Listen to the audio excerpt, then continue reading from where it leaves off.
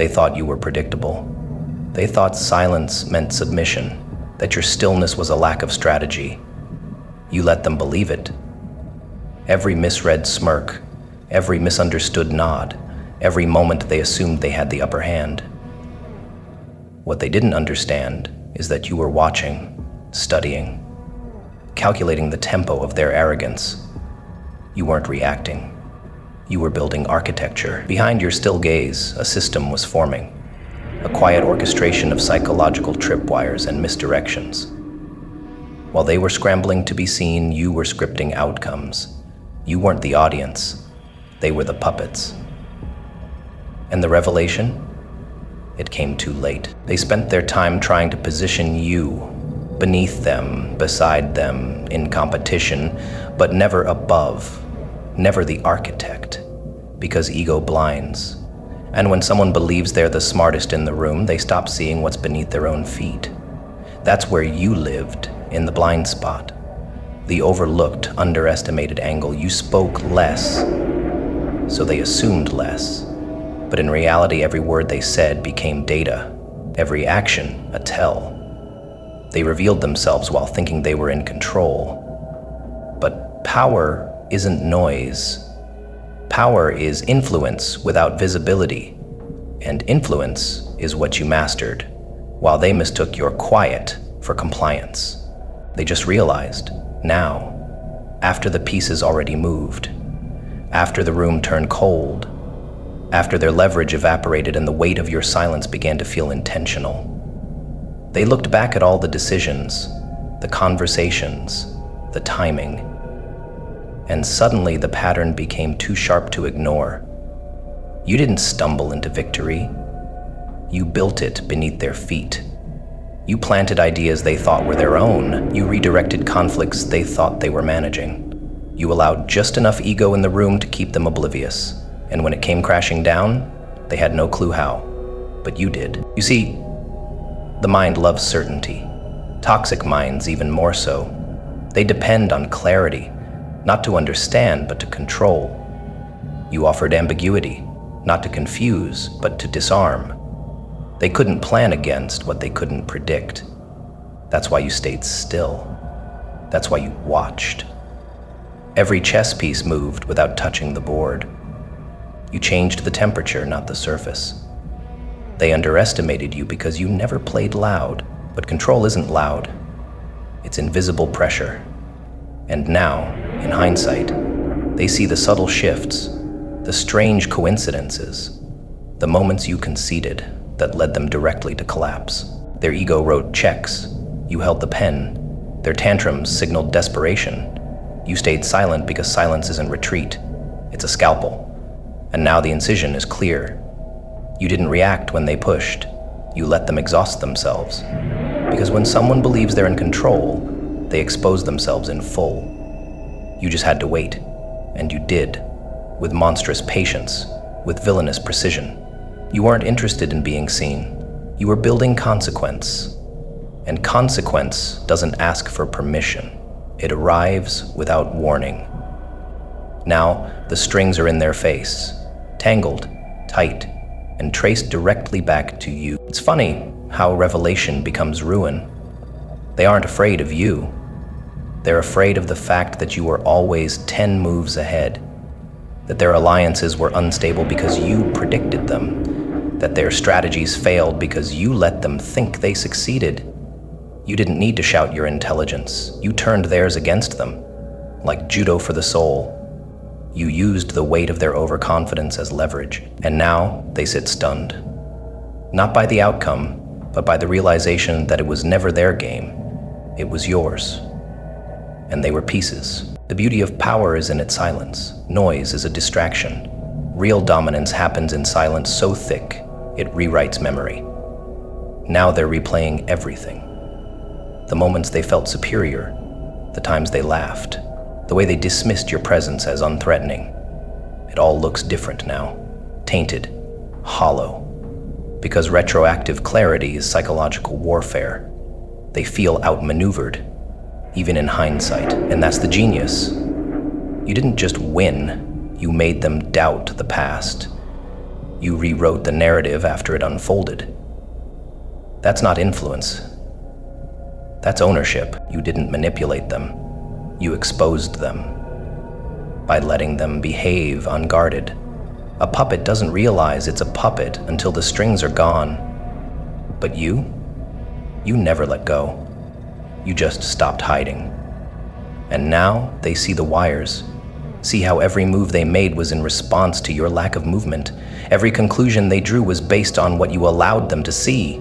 They thought they were strategists, but you were the simulation.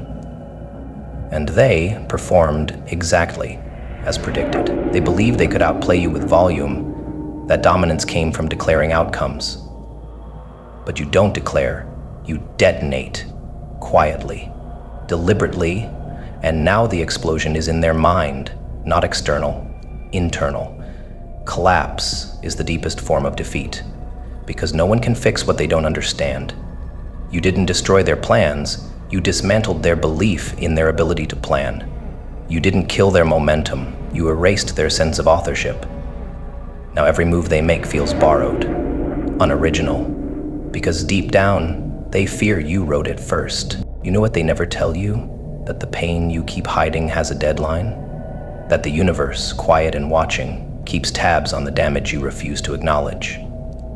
That silence isn't peace, it's pressure building. And when you don't step forward to fix the cracks, life will collapse your structure to get your attention. Alignment isn't some spiritual fluff. It's survival.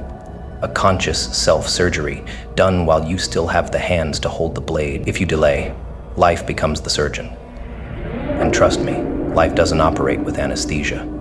When it slices, it's merciless. Not because it hates you, because it wants you back, whole, aware, dangerous.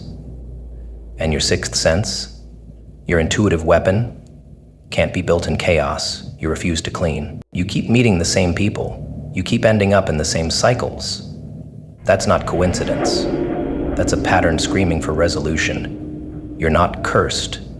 You're unrepaired, and the universe has a language.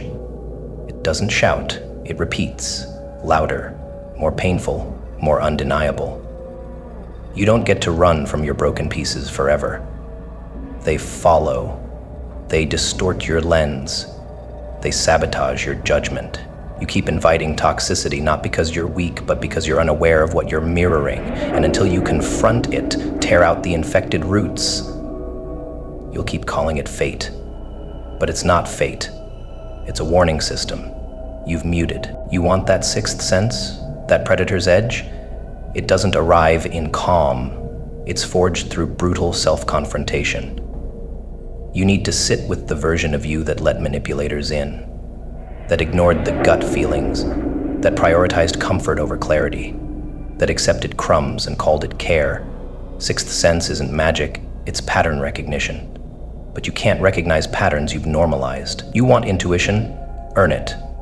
Go back. Study the collapse. Memorize every red flag you explained away, every signal you smothered with hope, the version of you that walked into the fire twice, thinking you'd be the exception. That version needs to die. People talk about alignment like it's gentle. It's not. Real alignment is destruction with purpose. You have to burn down parts of yourself, not softly, not romantically, violently, surgical, exact. You must be willing to detach from illusions that comfort you but kill your future. That person you keep defending in your memory, they weren't a soulmate. They were a symptom of what you refuse to fix. You want protection? Then become the weapon.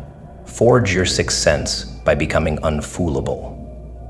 Because until you know yourself fully, you will keep attracting lessons instead of blessings. This is why some people never stop bleeding. They think self-awareness is reading quotes, not auditing patterns. They think healing is aesthetic, not structural. But the universe doesn't reward aesthetics, it rewards alignment. You're either in flow or in friction. You either fix yourself or the world will drag you screaming into the same fire over and over until you get the message. You don't have bad luck, you have unhealed choices. And life doesn't negotiate with delay. When it decides to realign you, it does so through heartbreak, betrayal, and sudden loss. And the only thing worse than being broken is realizing you volunteered for it by ignoring yourself. You want to avoid terrible people? Then stop being a match for them. You want to stop getting ambushed? Then stop walking into forests with blinders on, ignoring your own screams. The universe can't protect someone who won't listen to themselves. If you continue denying your instincts, they dull, and a dulled instinct is a walking invitation for abusers, users, charmers, and wolves in love song clothing. They know how to spot the unaware. They sniff out the broken pieces you pretend don't exist. Your sixth sense is the shield, but you have to build it from truth, not trauma responses dressed as strength. Nobody teaches you that awareness feels like grief, that alignment costs comfort, that becoming wise means confronting how many times you betrayed yourself to keep the peace. But the sooner you face it, the sooner your life will start obeying your command. That's the difference between power and delusion. Delusion asks the world to change. Power changes you, and the world bends after. You weren't born to suffer cycles. You were born to command outcomes. But your command only works when it's coming from a self that's not lying to itself anymore. Watch closely. Every betrayal was predicted. Every collapse hinted. Every backstab began with a whisper you heard but ignored.